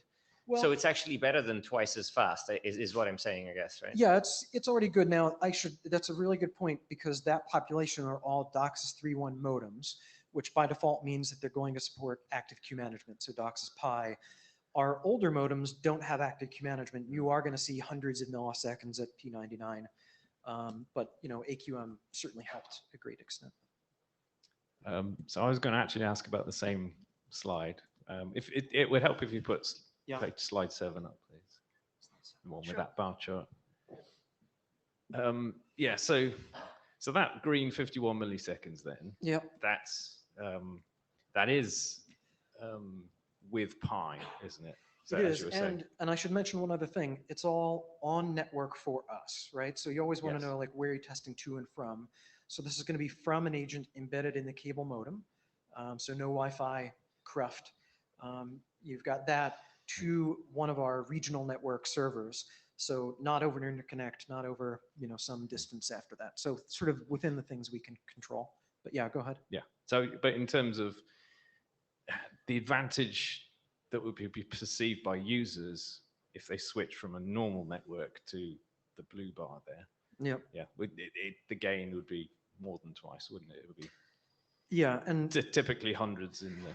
Yeah, and the other problem with this, again, synthetic measurement is that like then you have to go in behind this and say, okay, like what's the load profile? Like what's the load generation? And so we've toyed a lot with that, and we have other tests that run that gather stats where a user runs it from their desktop, and do you do a burst up to 90% of the capacity and then another one to 50%? Again, it's really hard to come up with some sort of synthetic profile that's representative of the kind of normal traffic user might generate. So that's why even when I see results like this, I still discount them a little bit, because you have this notion of trying to create this synthetic load in the background, right? Yeah.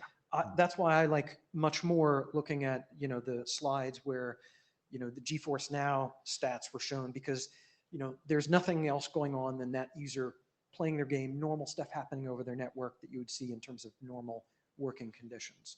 And that shows an even better benefit.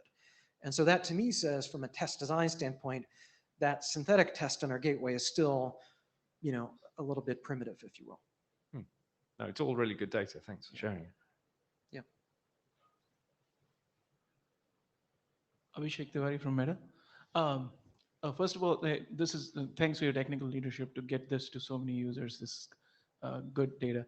I had a clarifying question on the slide before this, which was I think it was upstream jitter that you were showing. So is that just keystrokes? So if that's a game, is it this one or the one before? The one before that. Yeah. So again, this would be a cloud game. So there's no console in the home that's running that game locally. You basically have a cloud server that's running your game, and you have a controller that's in your LAN. And so you're going to have control input generally, you're going to be moving around a board, shooting, those kinds of things. So it's those control inputs that are going upstream. And that's obviously very important from a gaming standpoint. Right, but this was not the streaming video hitting the dual queue, but it was more like the keystrokes or was hitting the dual queue because it was in the upstream. In this case, from the upstream direction, yes. Now in the downstream, where we've got, which was the next slide, and the videos that we've subsequently had them produce and record, that's where downstream low latency is being used as well, where you are seeing what's showing up on the screen being smoother instead of that sort of jerky experience. Okay, thank you. Wes Whitaker, ISI. Thanks, excellent presentation. Two really quick questions. One, you said that you couldn't actually notice that classic queue starvation was happening. Did you try and force it at all? I mean, did you push the boundaries of like? Yeah, we tried all kinds of stuff. Couldn't pull it off? No, I mean, again, it's trying to produce something that's realistic that you might see. And we had some of our security folks that even wanted to get involved because like somebody's going to do something really nefarious and try to, choke everything off. And so the one thing I should say that's in the L4S standard is this notion of queue protection. And so there is a notion of sort of a policer function that's looking at packets that get marked and go into that classifier to say, do I go, to the low latency queue or the classic queue, and being able to sort of catch something that's, matching a pattern which might be malicious or is, harmful in some way because it's incorrect. So. Right. So that tailors into my second question. Is you also said that you couldn't get like real representation of user traffic. Did you consider, there's well-known servers and ports that you could just, mark ECN for those and not for other ones to try and get realistic traffic? Yeah, I mean, we can do that. We tend to find after a lot of years to put this really directly, it's really hard to synthetically duplicate all this stuff in a lab. It's often better just to put it out in the field and see what happens, in a controlled fashion, right? Where you can roll things back and you have it well instrumented. Yeah, I mean, that's why I was thinking, just for some of your users that Right. they're playing this game, mark it and see if there's a difference between the latency of those users that are actually playing at the time. Right.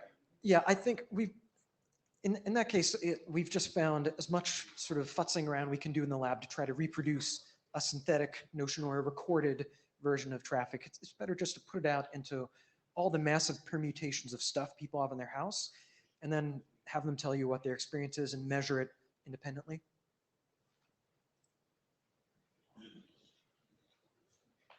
Alessandro Ghedini, Cloudflare. I sort of have a question about what your future thinking for this sort of functionality is. Specifically, as far as I understand, you partnered with specific application providers like NVIDIA or Steam. But would you see this model of partnering specifically with providers versus like a more general model where someone might, onboard onto this L4S functionality more like generically? Yeah, my hope is that it's just totally generically available as a network function that people can do. We only have partners because we needed some willing people that could give us data. But ultimately, as say at layer 3, I don't want to know what people are doing at layer 7 to use this. It's just sort of more like, hey, you can now mark for, L4S or NQB, enjoy, like we don't have to tell us about it. Unlike maybe in contrast, network slicing or something like that, where there's an API and you've got to sign an agreement with us and all that baloney.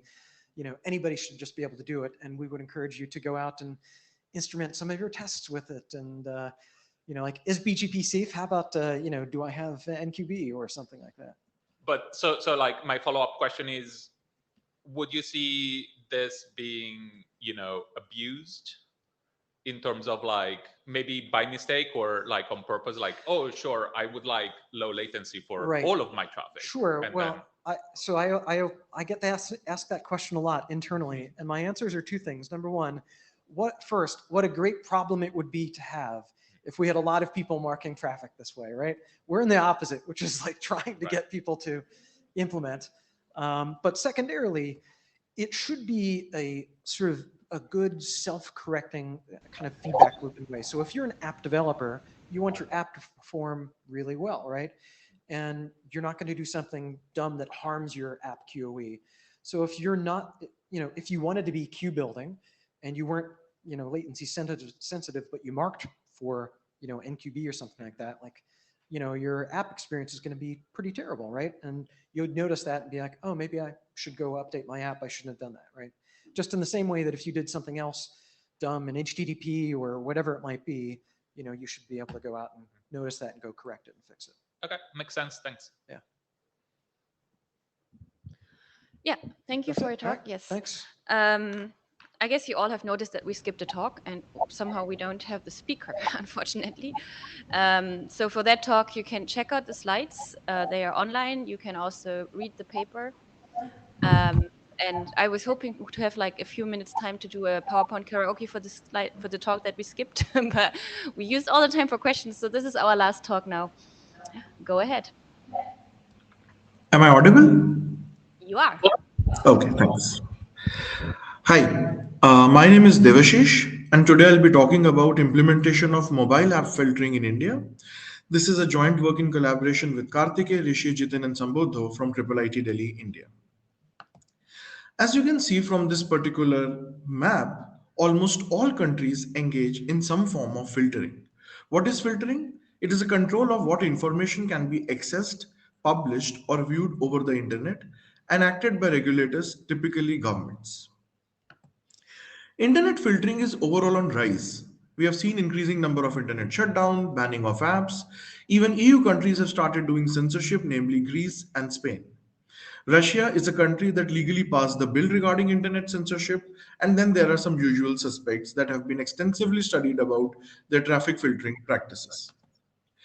In this work, we focus on India. Why? It is the second largest internet user base and is much less studied when it comes to traffic filtering practices. Previous studies, although very few in numbers, demonstrate that Indian ISPs follow a feudal model of censorship where different ISPs have disparate block lists and different filtering infrastructure. In 2020, we observed an emergence of a new phenomena called as mobile app filtering, where India officially banned 220 Chinese apps. Thus, our objective in this research was to study this new form of blocking and then study its mechanics in detail and also come up with some possible circumvention techniques. Our initial observations were like this. After the ban, all the blocked apps were unavailable in the official Indian App Store's example Play Store, the Google Play Store. This was expected. Thus, we obtained the APK files of these 160 banned apps from third-party sources like APK Mirror. And what we observed was, fortunately, 136 of them were directly accessible from India. But something fishy was happening with the remaining 24 apps that even after the installation, we were observing the network connection errors. If you are in India and you open a website, open an app called as TikTok, this kind of a message would be shown to you that there is no network connection. And in some of the apps, there is an overt blocking message saying that this app is not available in your region, following the orders of the government of India. Thus, when we investigated the peak apps to study, like there's a potential for ISP level filtering happening, what we observed was there was a legitimate IP address that belonged to Akamai for TikTok. This indicated that there is no DNS filtering happening. Otherwise, we would have got a incorrect or a bogon IP. After that, we observed a successful TCP and TLS handshake happening, which indicated no TCP IP filtering or meddling with the TLS client LOSNI packets. And then we even observed a legitimate certificate of TikTok.com, which indicated no certificate tampering or a large-scale possibility of man-in-the-middle attack. And then there were encrypted data exchange. And in the apps where we observed the block's message, it was also a part of this data exchange. This indicated that the server is itself filtering the clients. This ruled out the involvement of Indian ISPs in app filtering, and this marks the departure in how the traffic filtering happens in India before this particular point, where ISPs were doing filtering, they were blocking the websites at different locations. Now, the app publishers are themselves restricting the client. Thus, we asked this question. How can the app publishers basically deny access to the users? And we hypothesize that they may be using geo-blocking, either based on source IP or restricting content on CDNs. Although this audience, CDN is not a new term, but just to set the context. If, for example, a TikTok has an origin server, its main application logic is running on some server in America, it's going to be replicated across different replica servers called as front ends or edge servers, and different users in different regions are going to be mapped to those locations based on their geographic proximity to reduce time and increase throughput. But why I'm even discussing CDNs here? What if I simply use a VPN? I should be able to bypass this kind of a filtering. But my intention was to analyze which precise factor is responsible for causing this particular traffic filtering behavior. It is either the source IP or a CDN edge server is restricting the content. But using the VPN would change both. How? If I'm in India and I establish a tunnel, VPN tunnel, which ends somewhere in US, it's not only going to change my IP address from IP1 to IP2, but also it's going to change the front end that I would be mapped to. For example, in India, if I would have not been using the VPN, my traffic would have originated with the source IP IP1 and terminated into a CDN edge server, which is serving the Indian clients. But now it's going to originate from IP2 and terminate at a CDN edge server, which is basically serving the American clients in this particular example. So with this, we have changed both the variables. If I use VPN, IP address as well as the CDN edge server. And I will not be in a position to basically disambiguate which particular variable is at play in order to identify the Indian client. Thus, we had two variables and four cases. The first and the fourth one are pretty simple. If I'm in India and I open an app in my phone, I have an Indian source IP and I would map to an Indian edge server by default. And the fourth one is also simple. If I use a VPN or there is someone who is physically traveling outside, they will have a foreign source IP and foreign edge server. But an interesting point was, how can we obtain the second and the third scenario? That is, the traffic originates from India, but eventually terminates in a CDN edge server that is hosted outside India, and vice versa. For that, we required the knowledge of CDNs. We identified that these blocked apps were relying on DNS-based CDNs. I urge you all to refer to our paper for more details. But high level, the idea was that we tried to, resolve the domains associated with the apps from 5 different vantage points across the globe. And when we obtained different IP addresses, basically that indicated it is DNS-based CDNs, and then we used traceroute to confirm the traffic locality. The interesting point with DNS-based CDNs is if the client obtains the IP address of the front end, which is closer to its DNS resolver. How I use this knowledge? If in the app, if in the phone, I configure my resolver not to be the Indian one, but say somewhere in America, my traffic would eventually lead to a front end that is going to be in America. And this is how we basically analyze the four cases. The first one was quite simple. Indian source IP, Indian edge server, open the phone in India.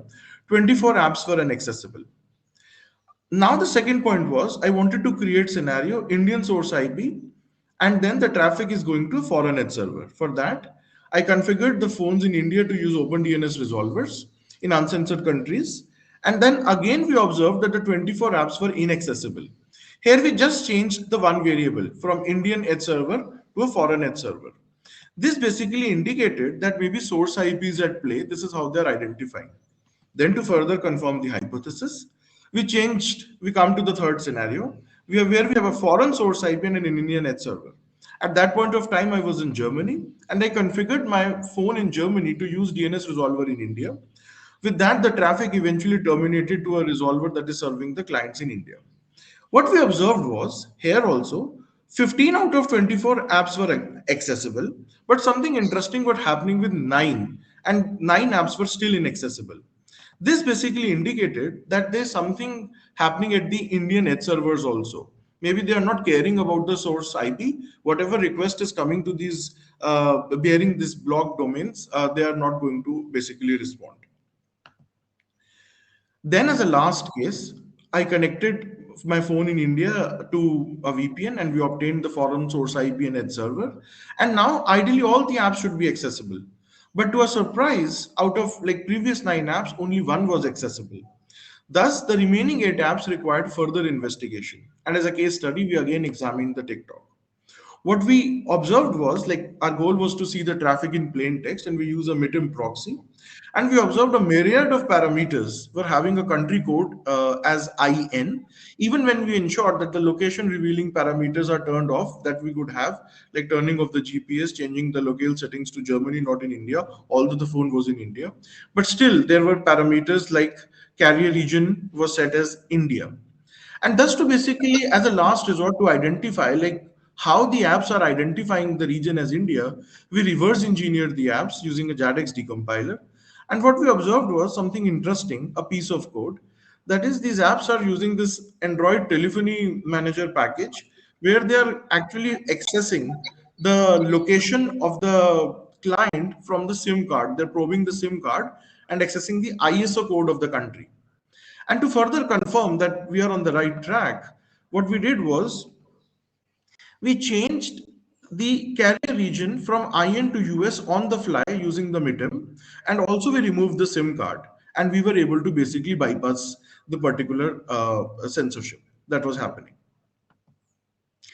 Then to further give you a high level idea of what these apps were and how different techniques were being at play, there were 15 apps for which the application server was just looking at the client's source IP.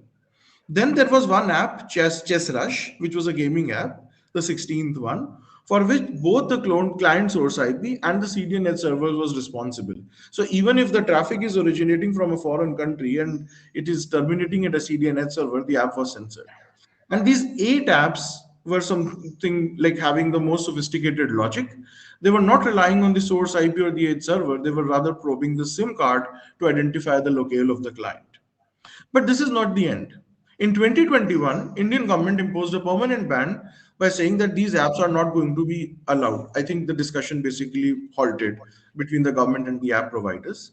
And after the ban, what we observed was the mechanics changed. Now the same apps, rather I would say 7 apps out of the 8, are not only looking at the client SIM card, but also identifying the client locale based on the source IP. On the circumvention side, this makes life somewhat complicated. Now the users have to remove the SIM card, connect to a Wi-Fi, and now use a VPN to change their source IP address. At a high level, we can divide this app censorship or app filtering into three tiers. In tier 3, there were 160 apps that were just blocked at the app store level. Out of these 160, 23 apps were geo-blocked based on IP address, and these 7 apps not only were geo-blocked and were removed from the app store, but they were also probing the SIM card in order to identify the location of the client. With this, I would like to conclude my talk by saying that we conducted a first systematic study about this app filtering practices happening in India. Here we make an important point that Indian ISPs are not at all involved. Instead, app publishers are filtering the content likely on the orders of the government. We report this novel 3-tiered censorship and we were able to circumvent all the blocked apps. With this, I end my talk and I'm open for questions. Thank you. Yeah, thanks a lot. Very interesting talk, and we have a couple of questions. Please. All right, Tommy Polly Apple. First, thank you very much. This is super interesting, and thank you for digging in.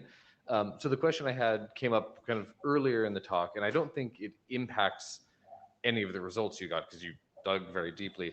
But I was curious, when you were changing which resolver you were going to, do you know if the resolver you were using is one that takes the client IP, like the client subnet, into account? Because also depending on which public resolver. Are you talking about EDNS? Exactly, the EDNS 0 client subnet. Because sometimes that will cause you to still be and get the results for the location you were in. So is that something you controlled for? Yeah. We actually looked into this aspect and we looked at like EDNSs. These resolvers are not looking at the EDNS ones, correct? Like OpenDNS resolver and the university resolvers. So we confirmed when we were doing these experiments. Okay, great. Thank you. Nalini?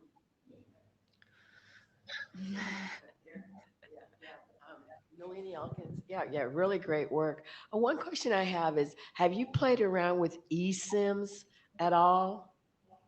No, in this work, we have not played with the eSIMs. Rather, just an interesting observation. There are dual SIM phones, correct? So whether this SIM card is present in the first slot or the second slot, still the censorship will happen, but I have not played with the eSIMs in this work. Yeah. No, because I think I must have like 4 eSIMs on my phone right now. Yeah.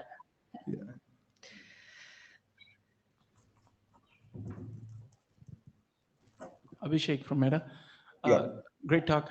Couple of questions. One is for your man-in-the-middle proxy, did you have to muck around with certificate pinning at all?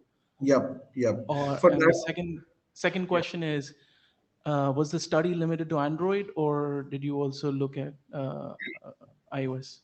Yeah. So for this man in the middle, we use the older version of the app. because in the newer version there's a problem with the certificate pinning. But if you just downgrade the two older versions, we were able to see it in plain text. And in any case, eventually when we reverse engineer the apps, that was the latest version, and there we confirmed that is based on SIM based blocking. And the final act was when we removed the SIM card, we were able to bypass it. But yes, certificate pinning was an issue. The second question is, did we look into the iPhone? So the point is, for iPhone, we were not able to obtain these third party the application code from the third party sources. So we didn't consider, although something interesting was there. There were some pre-installed apps in one of our co-authors iPhone, and when this app filtering started happening, those apps also were basically not working. And again, when we removed the SIM card from the phone, the same thing happened there. So we very strongly feel that they are also probing the SIM card, but we have not gone into the technical details of how it is happening, but just a cursory analysis we made. Okay, Ben, last question.